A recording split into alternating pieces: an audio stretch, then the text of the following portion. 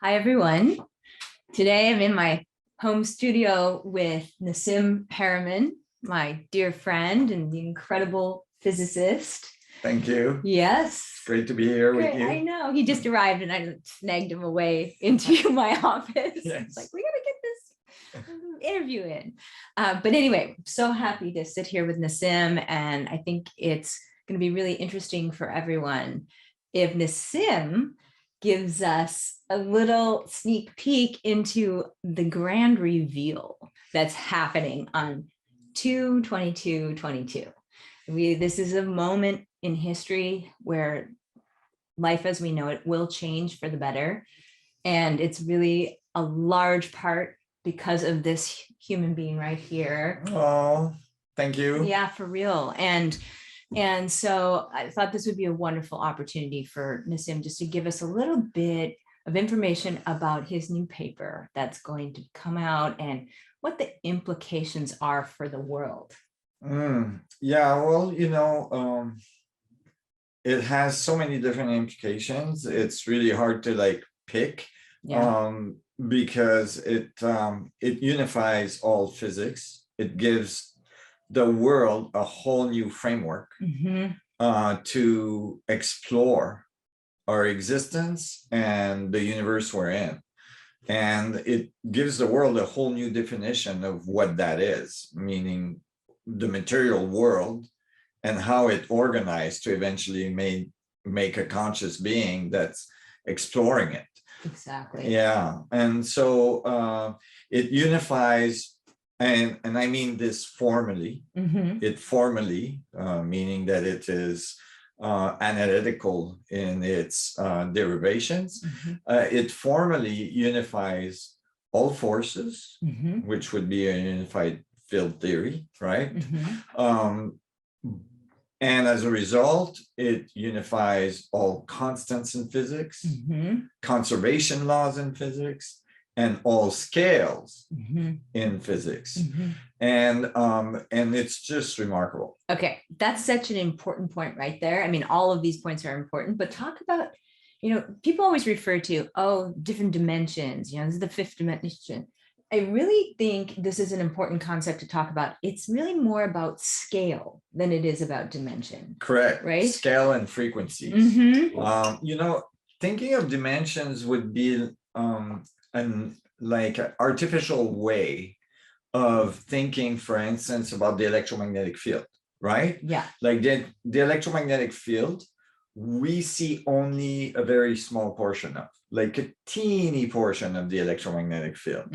And you could think of what you see as like a dimension, right? And what you don't see as other dimensions, but it's not. It's all just a continuum of one thing. Exactly. That's what I feel too. Exactly. And so, the dimension, the concept of dimension got implemented from an artificial base of using models in mathematics that defines, first, second, third dimensions. And those are just models that we've made in mathematics. They don't necessarily apply to the universe. Right. It's useful when we're, writing physics and when we're writing mathematics, but you can't get confused between that and actually how the universe is functioning. So just like the electromagnetic field has one band that's visible to the eye, well, you can think of the electromagnetic fields having many different bands, just like different scale of oscillation, different dynamics of space, and these dynamics produce different scales. And from different scales, you observe the universe from a different perspective. Yeah. Like if you were an atom, right, or a molecule, and you looked at the universe from your molecule scale, right? From the molecule scale, you would see the universe in a very, very different way, as an atom, for instance, as you see it currently at your scale. Right. right? So if I grew you from that scale to a human scale, you would think you've changed dimensions of world. You literally change dimensions in size, right? But you haven't changed worlds. You're in the same world, right? You're just observing from a different scale. And I was just talking yesterday on an interview about the different kind of makeup of material reality, and tell me if you think this is correct. Like at the most fundamental level, when you're talking about the Planck field, then you've got the etheric level, or do you see the etheric level below the Planck, almost like it's creating the Planck? Right. I mean, you can go infinitely small, right? So you can go sub-Planck, sub-Planck, and so on. I think when people describe from the spiritual perspective the etheric field, I think they're describing the Planck field. I think they're describing the information that's present in the Planck field. Okay, so that's where because when I think about the blueprint of a human being, or the kind of intrinsic data field of an atom or a molecule, that would be existing kind of at that level of the scale, the most kind of like rarefied, finite, I mean, like small, fundamental level. And then you go up from there to what, like plasma, and then going up from there? Well, the Planck field can be described as a plasma. A plasma is a gas that's highly energized, and it makes up 99% of the universe. And the part that's not plasma in the universe is basically plasma that's cooled off, like all the atoms on our planet. Right. We know they came out of the sun, so they were plasma at one point, right, which is a big ball of energized gas, right? Right. And so basically everything is plasma in different states. Right. And you can think of the Planck field, the structure of the vacuum, fluctuating with this oscillation at the Planck scale, as where the Planck spherical unit is like a particle of a gas, right? So I think like as it's been described by Nikola Tesla, for example, as an incredibly rarefied gas vibrating at almost infinite velocities. Exactly. Yeah, just exactly. Walter Russell talked about it like that as well.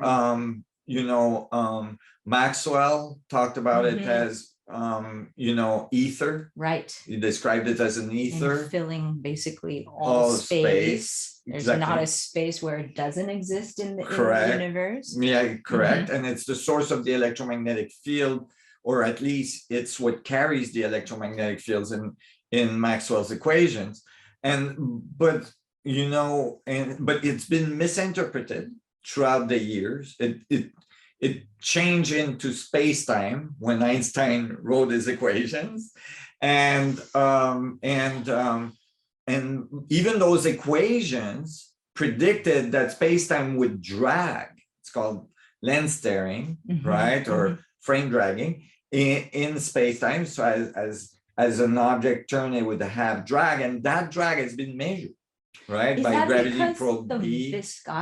The viscosity of space-time. Exactly. Because of all these interactions at the Planck level. At the Planck level, but that has not been put together.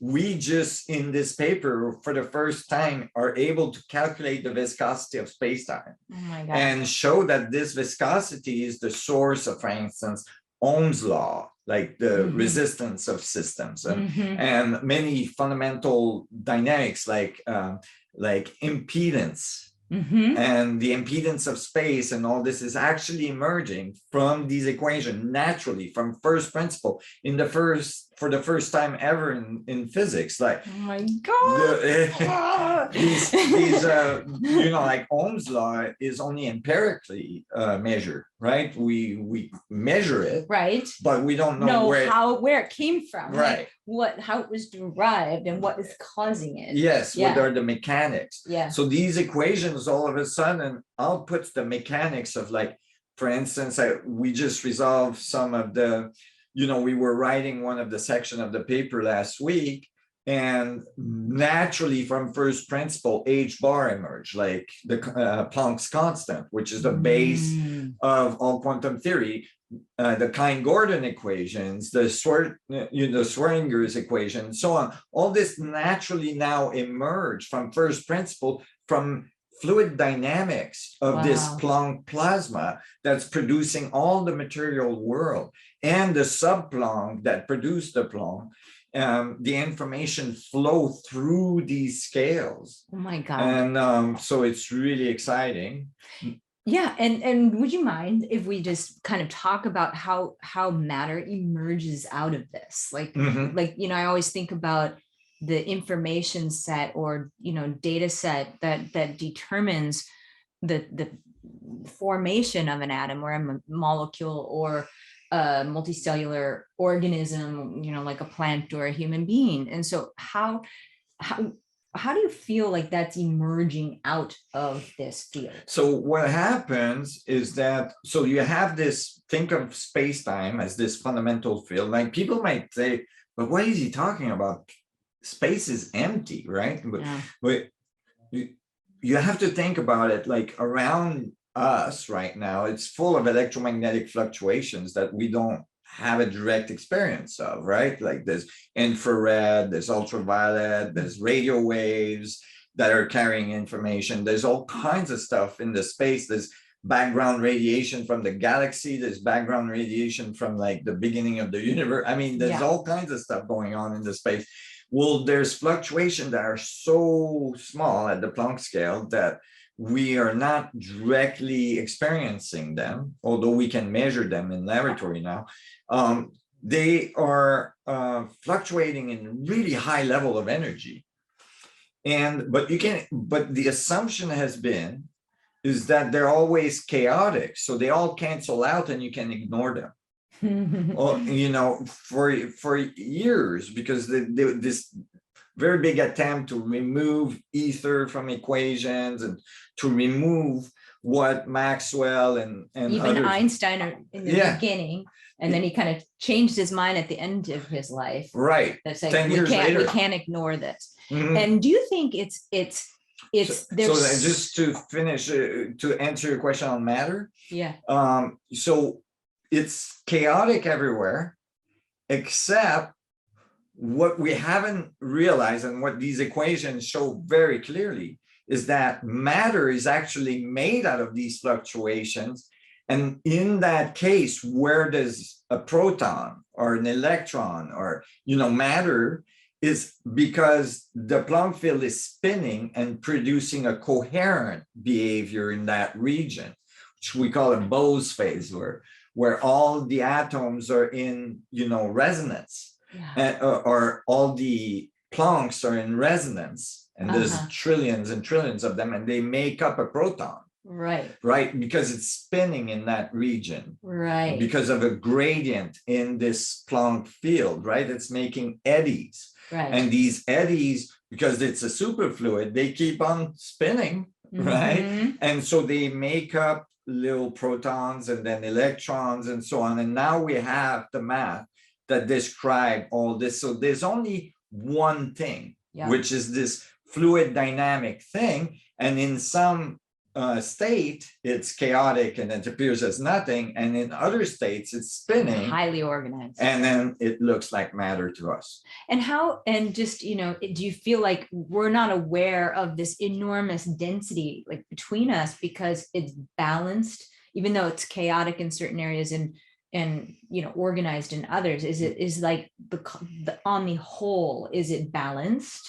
Yeah, like vector equilibrium, like Fuller was saying. Yeah, and because it's because first of all, it's occurring at a scale that's it's like billions and billions of times smaller than even a proton, the Planck scale. So it's happening at a scale that's so far from our experience that we don't know it's there. Although many ancient traditions and healing modalities and all this talk about this field that as something we're influencing, right?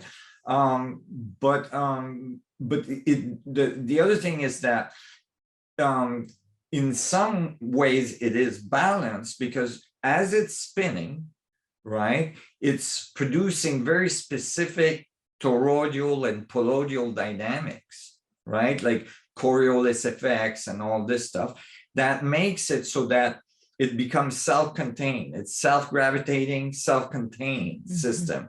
And so it's exchanging, it's not like it's a dynamic equilibrium, right? It's a dynamic equilibrium. It's constantly exchanging, but there's as much going in as what's coming out. So it is continuous. That's why we see protons don't decay. They continue to like do their thing for an infinite amount of time. Wow, we could talk about that for a bit, because the exchange, is it almost like the going in, gathering the energy, then coming up and radiating out? That's right. So that you have like information like Planck fluctuations going in. Like a black hole. Yeah, exactly, like a black hole. And, like water going down the drain. Yeah. When the water goes down the drain, there's air coming out. Yeah. Right. Yeah. And so the air is spinning the opposite direction, coming out. And so you have an exchange of what's going in and what's coming out. Yeah. Right. What's going in, and it's a little more complex, but in simple terms, what's going in is what we actually call the gravitational field.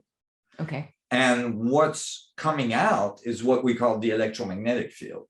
It's the radiation of the system. Right. And so, and the two are in dynamic balance. Yeah. So that you get this effect that looks like charge and electromagnetic fields and all this stuff. But all that is just and gravity, but all that is just the movement of the Planck field, whether in the phase of going in or in the phase of coming out. And would this be what's responsible for this kind of idea of flickering in and out of existence of physical reality? It's not really going away. It's just more like imploding down to this like singularity and then evolve and then radiating back out and going back in and out like trillions of times a second.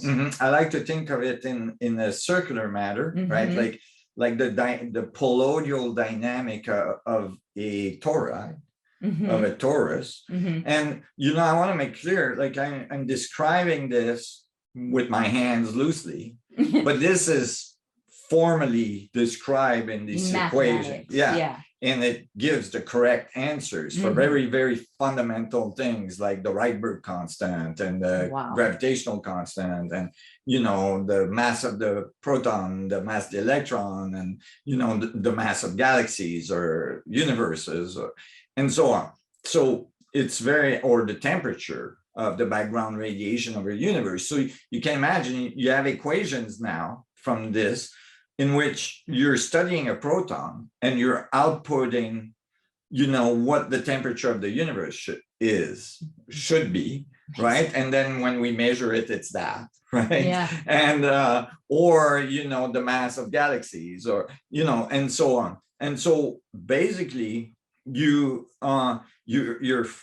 because all of the systems are embedded into each other, right? And so there's this continuous exchange of information across all the scales. Yes. That's happening because they're embedded in each other. And once I heard you say, just in our conversation, that there was like a ringing, like a resonance of like, even though it's a very different scale, it's still structured in a somewhat similar way. The same patterns are repeating, the same ratios are repeating, exactly, but just at a different scale. Yeah. So you've got this resonant kind of ringing going all the way up the scale and then kind of imploding down. Right. Exactly. So you can think of it as like harmonic relationships, and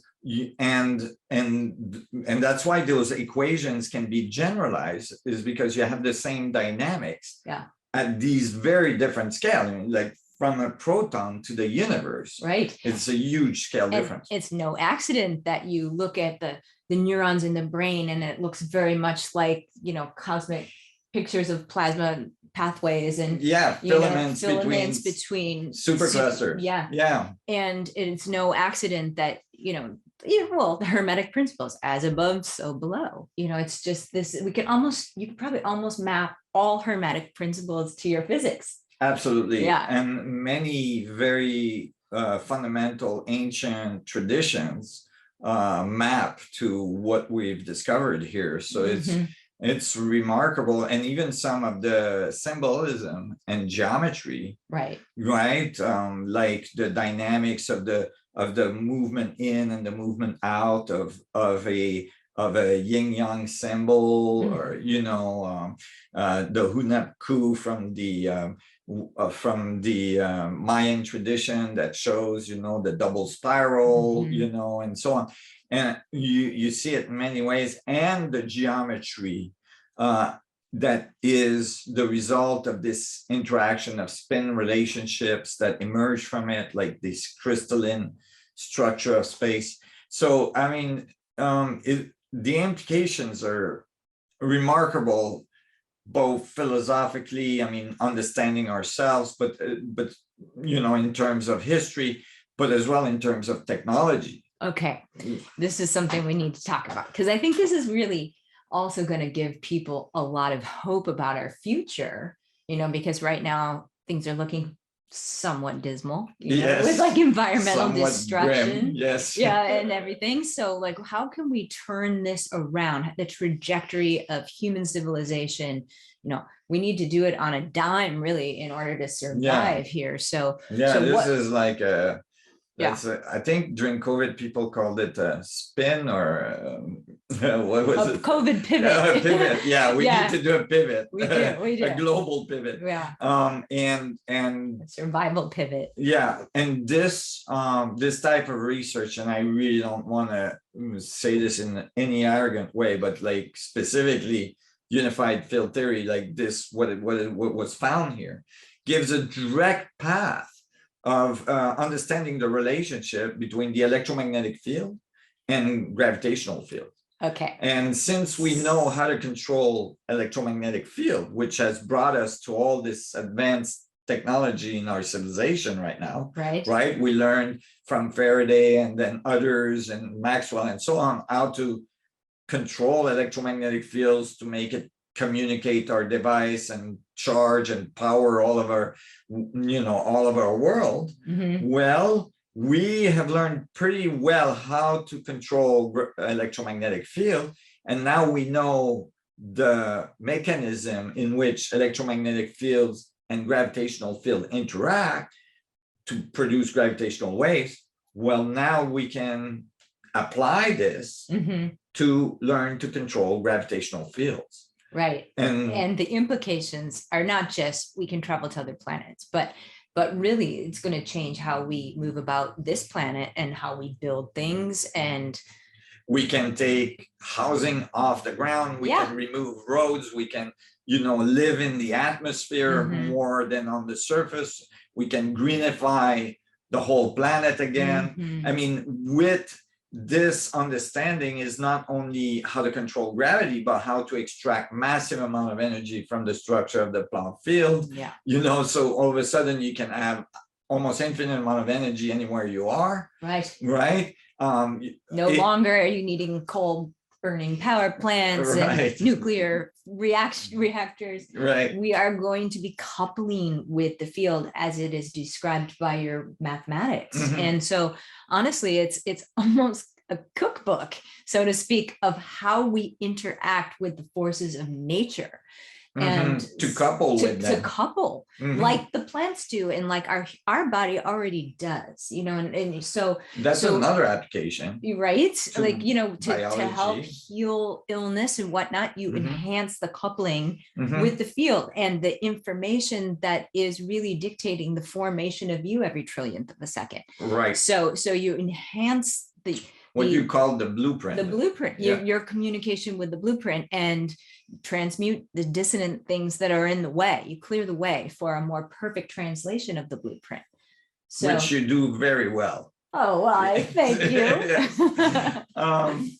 Yeah, of course, since you can see, one thing that's really interesting, I mean, gravity will allow us as well to birth our civilization into a cosmic civilization, a civilization that has access to at least the solar system, Yes. right? So that we can colonize other planets Mhm. and get pretty well an infinite amount of resources in terms of minerals or whatever we need.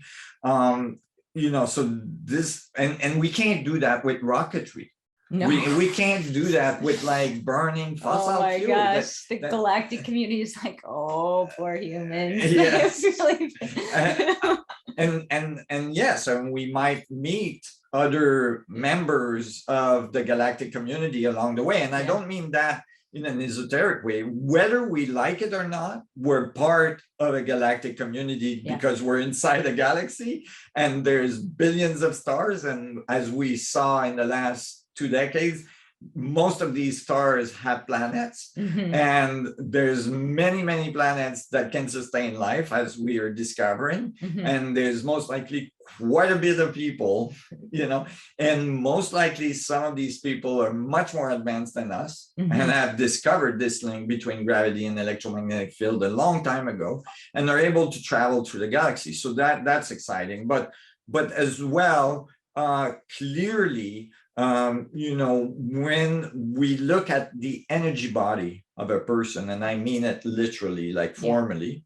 like, you know, the way the mitochondria produce energy in the cells to, and this is your field, so I'm sorry if I like bubble myself through it, but basically, you know, the cell metabolism is all reliant on this energy production, correct, of the ATP molecules in the cells, and you know, it's kind of overlooked a lot in some ways. Not by me, because this is the holy grail of medicine right here. And so basically, if you do nothing during the day, you're gonna approximately produce your body weight in ATP, in terms of the recycling the ATP molecules. If you run a marathon that day, you will recycle a ton of ATP during that run. A ton of ATP. Unbelievable. It's incredible. And what's interesting, you're gonna do that whether you're eating or not. Right. That's the cool thing. Because there, you know, we know that people fast, there's breatharians and things like that, that you're not necessarily getting this energy from the food. From the eggs and bacon you had before your run. Right? And so they're literally, I've always thought about the mitochondria as almost like these little free energy engines that are in.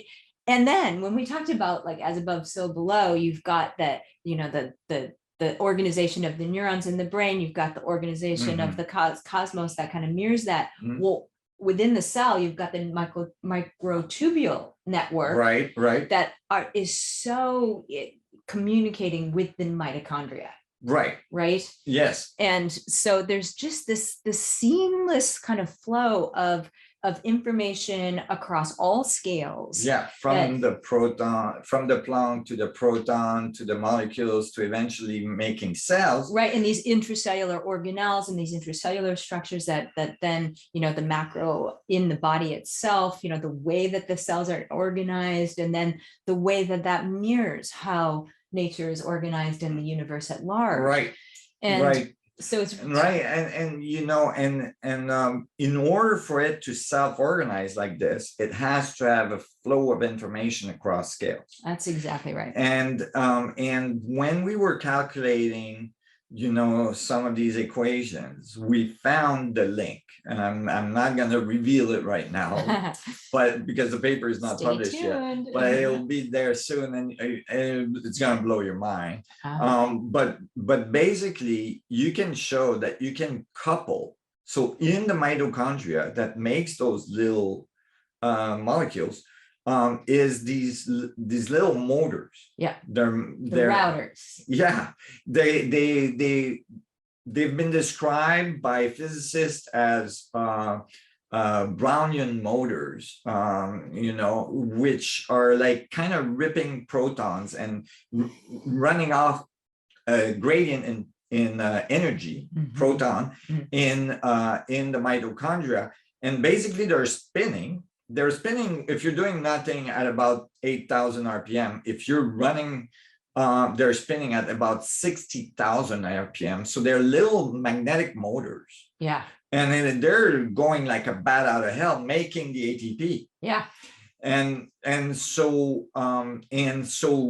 spin is involved again, right? Mhm. Clearly, because it's just reproducing the same dynamics across the scales, right? And so the source of energy of your body is literally directly linked to spin. And so when we apply the electromagnetic field to the gravitational field appropriately, and learn to couple to the Planck field at its more fundamental level, we can increase the spin coupling of these little motors to the Planck field, which is basically what degrades as you get older. That's exactly what.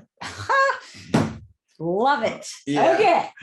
Oh my gosh, the health technologies that are going to spin off from this are going to be so to the point of correcting, the translation of the blueprint, the communication with the energy and information in the field. We're going to really, I think, ultimately be able to correct disease. Entropy. Yeah. Right. And entropy and stop aging. I mean, yes, which is basically a reduction in ATP production that that's occurs. right. I know. And then the cell starts doing bad copies. That's right. Right. And things start falling apart. I'm having that experience, since I've hit my 50s.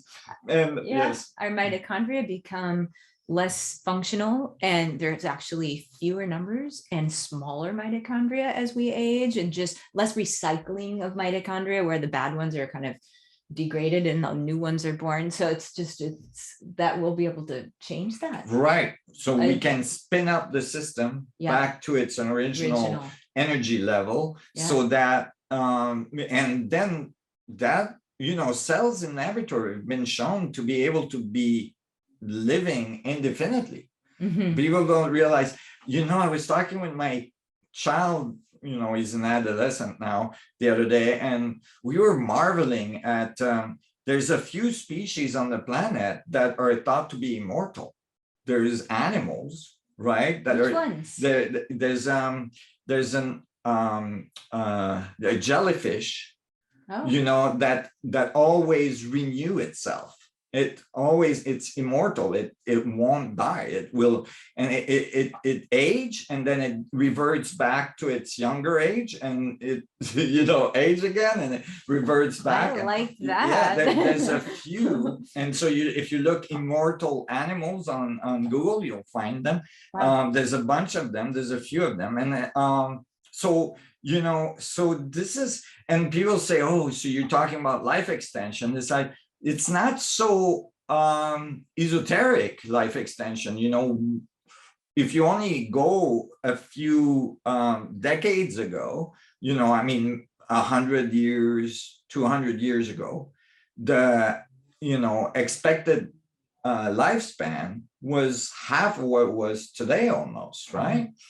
And so we've already extended life in our society. Yeah, and I think you and I have talked about this before. We have, but there's reports of advanced gurus and people that have lived far longer than we do. Oh yes. Yeah. Including my grandfather. Which lived, which we talked about that. Yeah, I know. 128. Right. Which is not bad, but this, with this knowledge, cells don't have to go bad.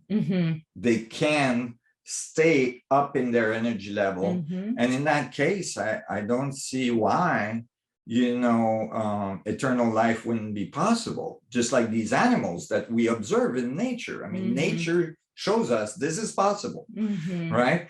So and people might say, well, yeah, but if you have eternal life, then you have overpopulation issues and all this stuff. No, you don't, because at the same time, you have gravity drives, and you have infinite amount of energy, and so you can live in the solar system, you can, you know, colonize many other planets, you don't have to live on planets. When you have gravity control, you can make ships the size of planets. It's not a problem. You're building them in space, right? You can grab material, manufacture the material in space, put it together in space, make planets the size of moons, right? Or the size of, I'm sorry, ships the size of moons, or ships the size of planet. I mean, the possibility are endless. And it all starts with understanding physics at its most fundamental level, and unifying physics, which includes unifying humans, you know. That's right. I was going to say one of the implications for overcoming gravity is really no longer borders and divisions on the planet are no longer relevant. You know, it's like, why do you have a line between this state and this state and this country and this country in Europe? I mean, we can all just move around the whole globe effortlessly. So yeah, viewed from space, the Earth doesn't look all divided. It's not divided. Yeah. And so we're all just one species here. Right. And I, you know, many of the astronauts that have gone up, I mean, it's almost consistent across all of them. That was the first thing that that hit them when they were in space, looking back at the Earth, is how small it is and how we're all just one species. And how much we are a fragile environment, you know, and how fast we have to make this transition to a species that is from a species that has self-destructive tendencies to a species that that is abundant and sustainable. Absolutely. Or thriving even. And it's time. Yeah, it's time. We don't have time to waste any longer. So so thankfully the big reveal is coming, and I really feel it's going to be a pivotal moment on the planet, and it's really going to change life as we know it. So thank you so much for all your work you've been doing, and just all that you've been downloading, and the rigor that you've applied to your inspiration, and how we're all going to benefit from it. Thank you. I'm so excited, and I'm so grateful to be on this incredible journey with you, and all of you out there listeners. You know, every single person. The other thing that's really cool about this is that it shows that everything is connected to this fundamental field. That's right. And so every single person makes a difference. Every single person is influencing the whole. Right. And so every person out there that gets this and that becomes a proponent and supports this makes a huge difference for the whole. Yes. Yeah. And we're all creators. So when we understand these principles, we can all create a new reality where we're understanding we're all one thing. And if we hurt any aspect of this beautiful creation, we're harming ourselves as well. So it's going to be a beautiful shift. Thank you so much. You're welcome. Thanks for coming in. My pleasure. Yeah. Bye. Bye.